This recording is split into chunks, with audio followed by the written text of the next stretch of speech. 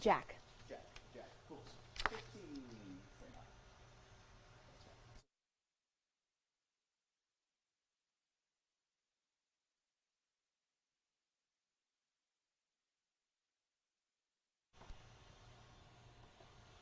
Hello everyone, thank you for joining us for this 13 Plus FastCast. I'm Carson Courier. We do want to begin with some top stories that we are tracking for you this morning, starting with President Biden. He is expected to speak later today. We want to show you some video of him from yesterday when he was speaking in Israel. Now the speech will take place from the Oval Office and is expected to be a direct appeal to the American people for more funding in war efforts of Israel and Ukraine. Tomorrow, the administration is expected to ask Congress for $100 billion in aid and resources for Taiwan, Ukraine, Israel, and the U.S. border. That speech is scheduled for 5 p.m. Arizona time. We will have the latest on that tonight at 7:30 during our 13 Plus FastCast. And turning now to the latest in the Middle East, another round of Israeli airstrikes has taken more lives. We want to show you some video from there. You can just see the destruction here. This is just one of many buildings, really the entire area of Gaza that is destroyed. At least 12 are dead after airstrikes hit a residential building in a city in southern Gaza City. Some of the areas hit today were considered safe zones for the more than 2 million Palestinians who were told to leave the north. Today's airstrikes come a day after Israel allowed Egypt to deliver humanitarian aid to Gaza.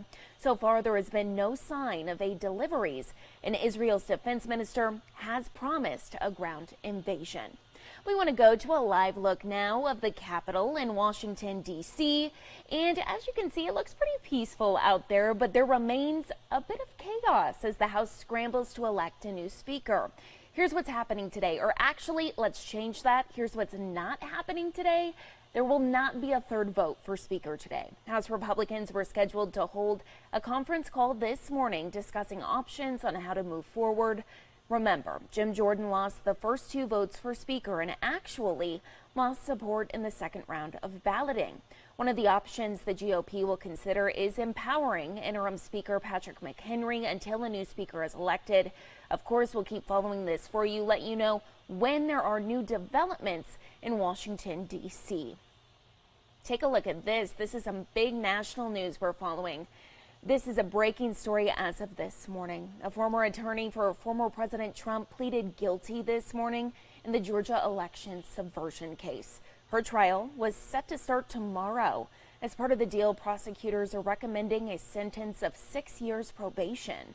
She will also be required to testify at all future trials and must write a letter of apology to the citizens of Georgia. She is the second person in this case to plead guilty, but easily the most high profile. Bail bondsman Scott Hall pleaded guilty last month and also agreed to testify at future trials. The other 17 defendants, including former President Donald Trump, have pleaded not guilty. And happening now, a push in making sure teens drive safely on our roads. All of this in part of National Teen Driver Safety Week. Listen to this. So we know that car crashes are one of the leading causes of death for someone under 20 years old. Our very own Jack Cooper has more on what you can do to keep yourself and maybe your teen or really everyone safe out there on the roads. I'm at the intersection of Stone and Elm, and you might remember about a month and a half ago, that's when a teen was in a car accident actually in this exact spot, and they were rushed to the hospital where they then had to fight for their life. And it just goes to show you how quickly things can change for our young drivers. Now, I spoke to Tucson Police, and they say the 2 biggest causes of crashes: distracted driving and speeding. Now, since Arizona is a hands-free state, it is illegal to use your phone while driving, but other things like having people in the car and loud music can be just as distracting. That's why TPD says that it's really important for parents to sit down with their kids and talk about the dangers that come when you get behind the wheel of a car. Set example as a parent. Make sure you're wearing your seatbelt, make sure you're avoiding being on your phone. Set that example, let them see how you're driving, the way you're driving, and you're doing it right. The other part of that is making sure that you're with them when they're driving, making sure that their seatbelts are always on, making sure that they're staying off their phone. I know a lot of kids like to switch through the music stations and stuff like that, trying to get a playlist for them, getting something that's going to take a lot of that attention away while they're driving and make sure that they focus on that road.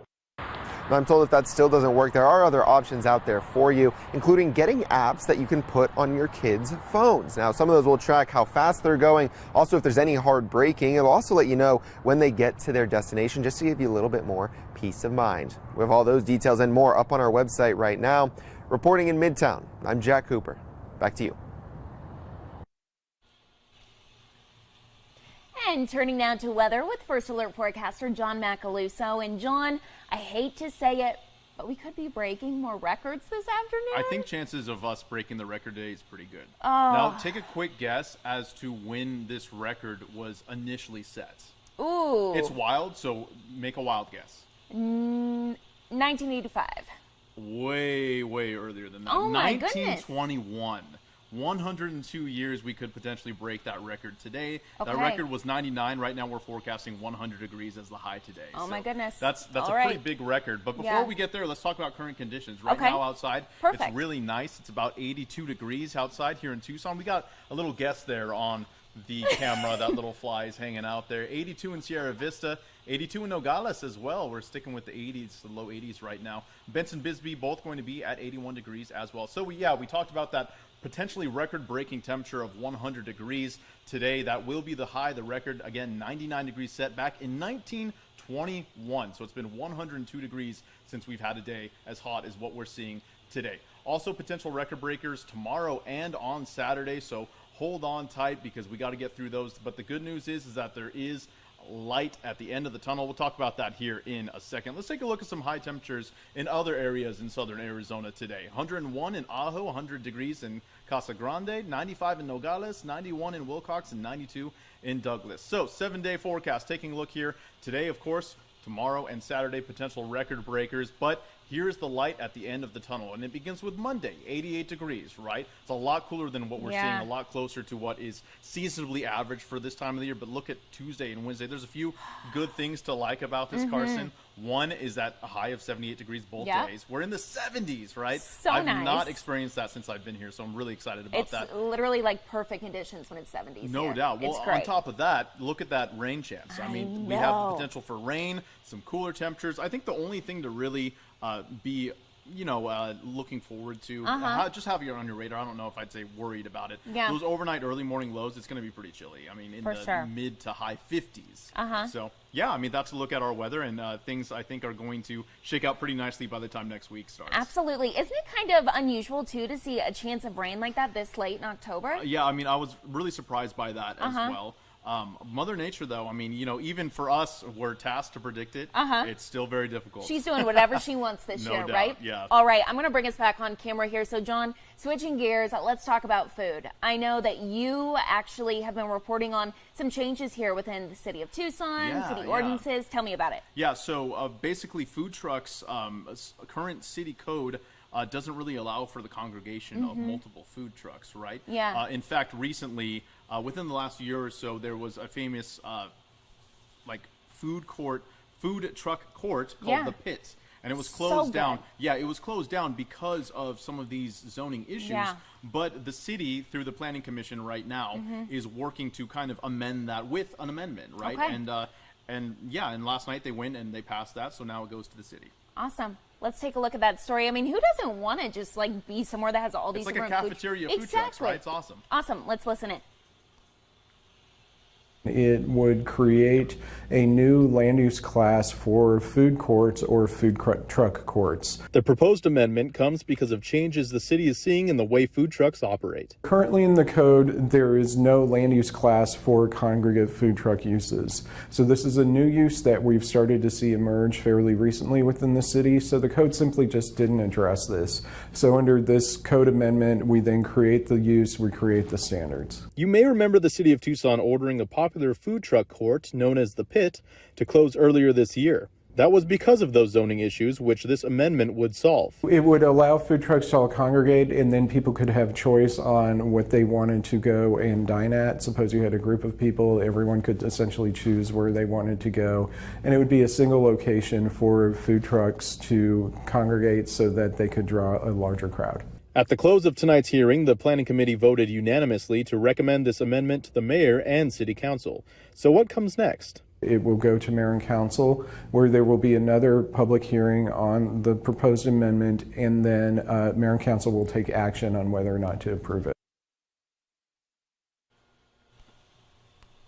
Okay, John, so what can we expect next? Well, now they have to set a date for the hearing to be held for the city council and for the mayor, right? And then they'll hold another public hearing for that and then decide where to go from there. I feel pretty good about this. I mean, who doesn't like food trucks? We said that same thing.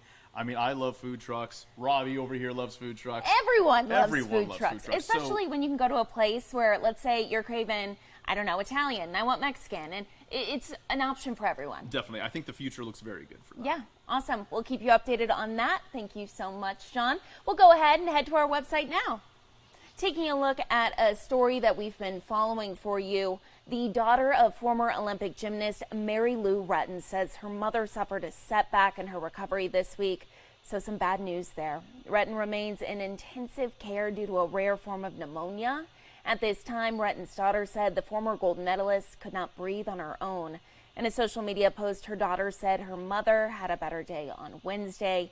The family created a page to help pay for Retton's care since she just doesn't have insurance. So, of course, lots of bills there. As of this morning, it has raised about $450,000. So that just really shows kind of how much of a legend Mary Lou Retton was, how many people look up to her, and how many people just really want to help her and her family in need. Of course, we'll keep watching that for you. And turning now to another story on our website. Let's talk about a different kind of recovery now, shall we? The Nebraska Humane Society says a kitten's life was saved thanks to a blood transfusion from a dog. Officials say the kitten was covered in fleas and had been bitten so many times it was anemic. Veterinarians say they did not have enough time to find a matching cat blood type, so they used the blood from a Siberian Husky. They say the process works so well, the kitten's own immune cells are building up and the number of dog's blood cells are going down. So kind of funny there how, you know, dogs and cats, yeah, they say they don't really like each other, but I secretly think sometimes you see those duos that they're just the best pals. So super cute, such a great story that they're kind of helping each other in a time of need. If you want to read more about this, you can head to our website. That's KOLD.com. Just go to the news tab, go under national. You'll find that story right there.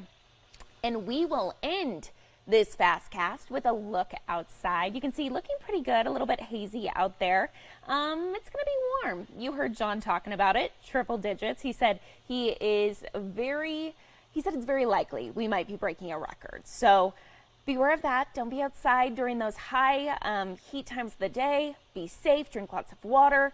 Of course, we'll have your latest news and weather for you coming up on 13 Plus at 2:30. Thank you all so much for watching.